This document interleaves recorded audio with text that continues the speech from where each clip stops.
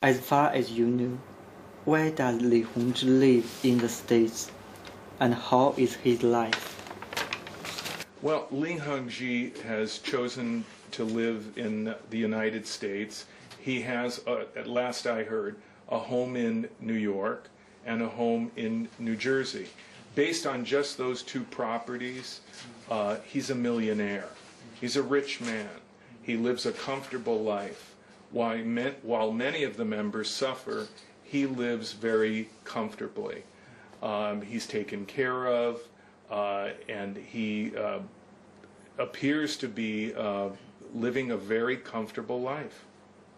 Falun Gong uses websites, TV, and newspapers to conduct propaganda and agitation to cover the truth among the masses.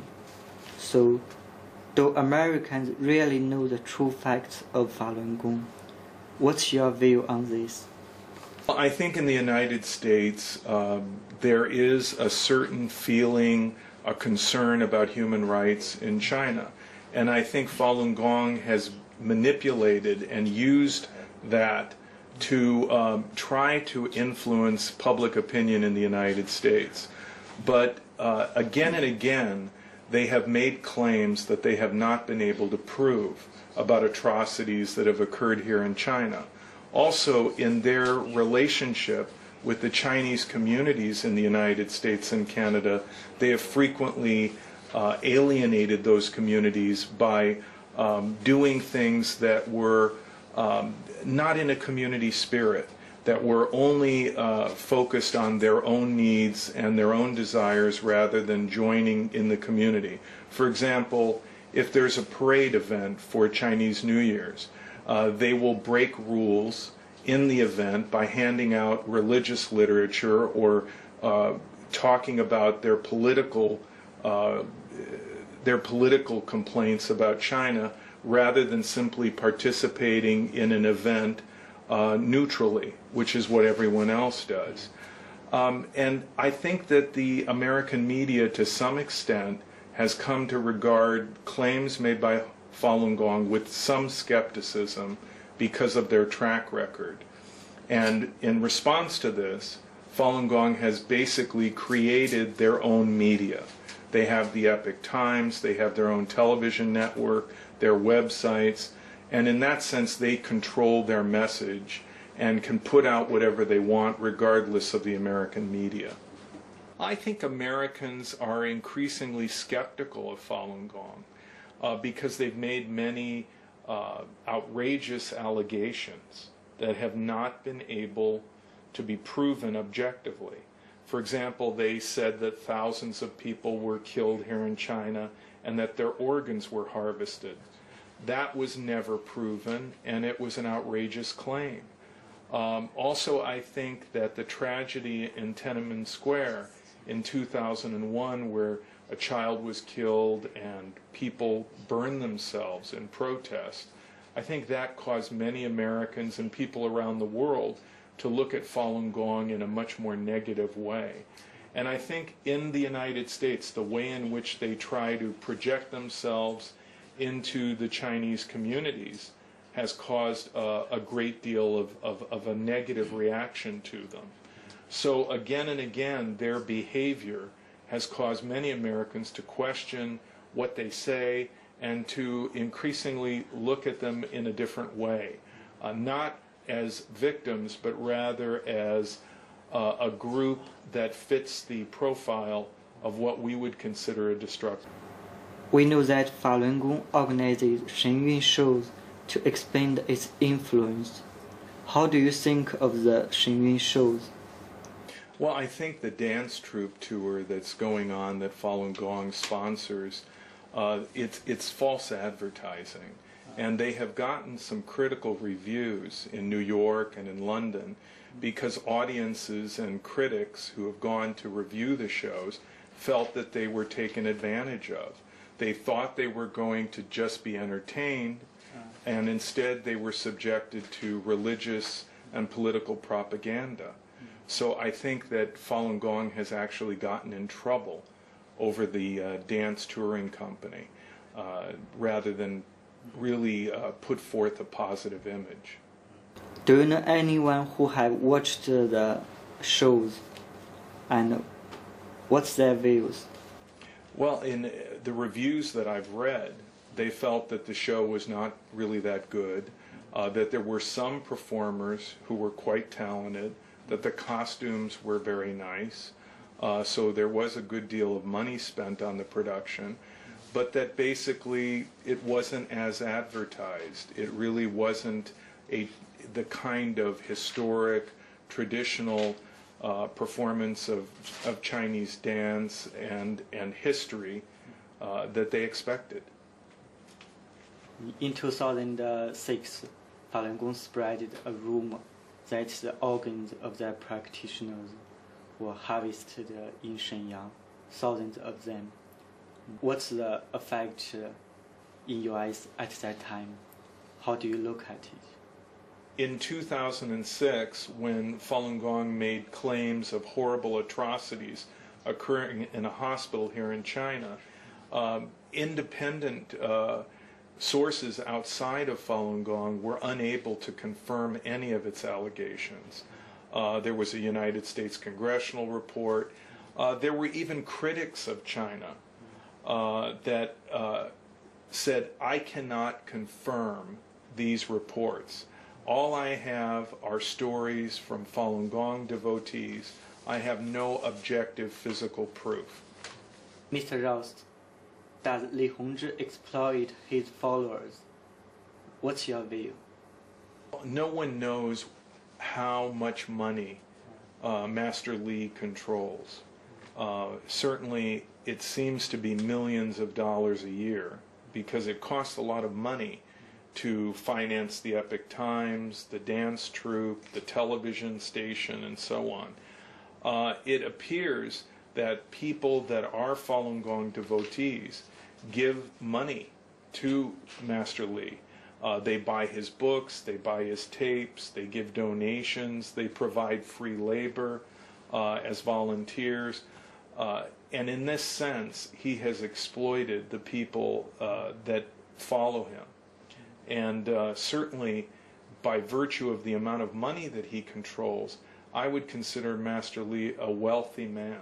Falun Gong claimed itself not a political organization, but it opposes the Chinese government desperately.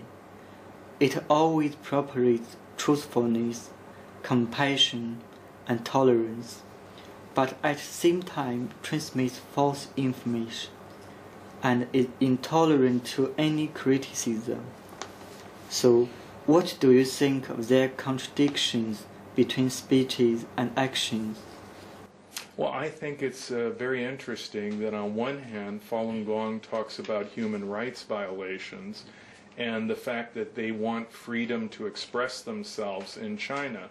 But yet in the United States and elsewhere in the world, when people criticize Falun Gong, they may hire a lawyer and sue and harass that critic. So on one hand, they expect consideration, but they are not willing to give that same equal consideration of freedom of speech and expression to those who might criticize them. We know that you have been sued for several times, maybe 4 or 5 times. And can you tell us 1 or 2 of them? Well, the Ross Institute has one of the largest archives of information about destructive cults on the internet. It is a huge archive, and groups simply do not want people to have access to that information. And so the Ross Institute and I myself have been sued about 5 times. Not recently, because in all of those litigations, the Ross Institute has been represented by attorneys pro bono, which means free as a public service by some of the most prestigious law firms in the United States, including the Berkman Center of Harvard University and Public Citizen, an advocacy group in Washington, D.C. And even though cults have appealed their defeats to higher courts, in 2 cases all the way to the United States Supreme Court, they have lost. And I think that this has been a victory for free speech and a demonstration that information will get to the public regardless of threats of legal action and this type of behavior. There are indications that Falun Gong is learning from other cults, such as Scientology's malicious prosecution and abuse of litigation process.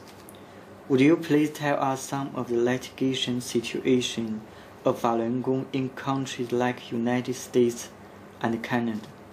And what's your comment on this? In Canada, Falun Gong collected about 250 members, and they sued a newspaper in Quebec because that newspaper published critical articles about them. They didn't win any damages, but the idea behind that type of litigation is to intimidate people. It costs a lot of money in Canada and the United States to defend yourself in a lawsuit. And so by taking legal action like that, Falun Gong hopes to intimidate the media, make people feel that I don't want to write a critical story about Falun Gong because I'll have to spend a lot of money in a lawsuit. In another situation, Falun Gong sued regarding its exclusion from the Rose Bowl parade. And there have been numerous incidents where Falun Gong either threatened or filed lawsuits within the Chinese communities in the United States because they felt they wanted a position in an event, and if they were expected to follow the rules of that event, or they were excluded because they had broken the rules in the past, they would litigate or threaten to litigate. Destructive culture is a global, tough issue, and how can the international society work together to handle these problems?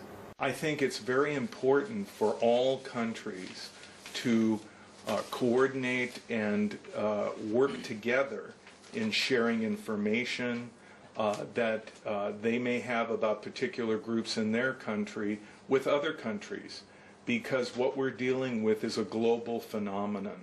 And just as countries are trading partners in the global economy, we are also trading partners regarding cults.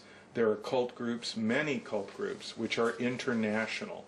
Falun Gong would be an example of a group that started here in China but is now international and has thousands of members in the United States and Canada. There are similar groups from Korea that have spread across the world. Scientology in the United States, which has been called a cult, is an international concern. And there are many others that I could offer as examples. So by sharing information, we help each other. What one country learns can be shared with another, and that's helpful to all of us. Mr. Ross, thank you very much.